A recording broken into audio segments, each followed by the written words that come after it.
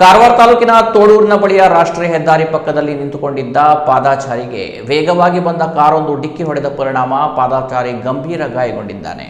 ಕಾರವಾರ ತಾಲೂಕಿನ ಬಿಣಗಾದ ನಿವಾಸಿ ಪ್ರದೀಪ್ ರಮೇಶ್ ಗೌಡ 55 ವರ್ಷ ಗಂಭೀರ ಗಾಯಗೊಂಡ ಪಾದಾಚಾರಿ. ಇವರು ಭಾನುವಾರ ಮಧ್ಯಾಹ್ನ ತೋಡೂರು ಬಳಿಯ ಜಡ್ಡಿಗದಾದ ರಾಷ್ಟ್ರೀಯ ಹೆದ್ದಾರಿ 66ರ ಶೋಲ್ಡರ್ ಬದಿಯಲ್ಲಿ ನಿಂತಿದ್ದ ಬೈಕ್ಗೆ ಚಾಚಿಕೊಂಡು ಮೊಬೈಲ್ನಲ್ಲಿ ಮಾತನಾಡುತ್ತಿರುವಾಗ ವೇಗವಾಗಿ ಬಂದ ಕಾರೊಂದು ಚಾಲಕನ ನಿಯಂತ್ರಣ ತಪ್ಪಿ ಪ್ರದೀಪ್ ಅವರು ಚಾಚಿಕೊಂಡು ನಿಂತ ಬೈಕ್ಗೆ ಗುದ್ದಿದೆ. ಅಪಘಾತದ ರಭಸಕ್ಕೆ ಬೈಕ್ ಹಾರಿ ಹೋಗಿ ಗದ್ದೆಗೆ ಬಿದ್ದಿದೆ. ಗಂಭೀರ ಗಾಯಗೊಂಡ ಪ್ರದೀಪ್ ರಕ್ತದ ಮಡುವಿನಲ್ಲಿ ಬಿದ್ದಿದ್ದರು. ತಕ್ಷಣ ಸ್ಥಳೀಯರು ಅವರನ್ನ ಜಿಲ್ಲಾ ಆಸ್ಪತ್ರೆಗೆ ಸಾಗಿಸಿ ಪ್ರಥಮ ಚಿಕಿತ್ಸೆ ಕೊಡಿಸಿ ಹೆಚ್ಚಿನ ಚಿಕಿತ್ಸೆಗಾಗಿ ಮಡ್ಗಾಂವ್ ಅಪೋಲೋ ಆಸ್ಪತ್ರೆಗೆ ಸಾಗಿಸಲಾಗಿದೆ. ಈ ಬಗ್ಗೆ ಮಾಹಿತಿ ಪಡೆದ ಜನಶಕ್ತಿ ವೇದಿಕೆಯ ಅಧ್ಯಕ್ಷ ಮಾಧವ್ ನಾಯ್ಕ್ ಅವರು ಆಸ್ಪತ್ರೆಗೆ ತೆರಳಿ ಅಗತ್ಯ ಚಿಕಿತ್ಸೆ ಕೊಡಿಸಲು ಮತ್ತು ಹೆಚ್ಚಿನ ಚಿಕಿತ್ಸೆಗಾಗಿ ಅಪೋಲೋ ಆಸ್ಪತ್ರೆಗೆ ಸಾಗಿಸಲು ವ್ಯವಸ್ಥೆ ಮಾಡಿದ್ದಾರೆ. ಶಾಸಕ ಸತೀಶ್ ಸೈಲ್ ಕೂಡ ಅಪೋಲೋ ಆಸ್ಪತ್ರೆಯಲ್ಲಿ ಚಿಕಿತ್ಸೆ ಕೊಡಿಸಲು ವ್ಯವಸ್ಥೆ ಮಾಡಿಸುವ ಭರವಸೆ ನೀಡಿದ್ದಾರೆ ಎನ್ನಲಾಗಿದೆ. ಈ ಸಂಬಂಧ ಗ್ರಾಮೀಣ ಪೊಲೀಸ್ ಠಾಣೆಯಲ್ಲಿ ಪ್ರಕರಣ ದಾಖಲಾಗಿದ್ದು ಮುಂದಿನ ತನಿಖೆ ಕೈಗೊಳ್ಳಲಾಗಿದೆ.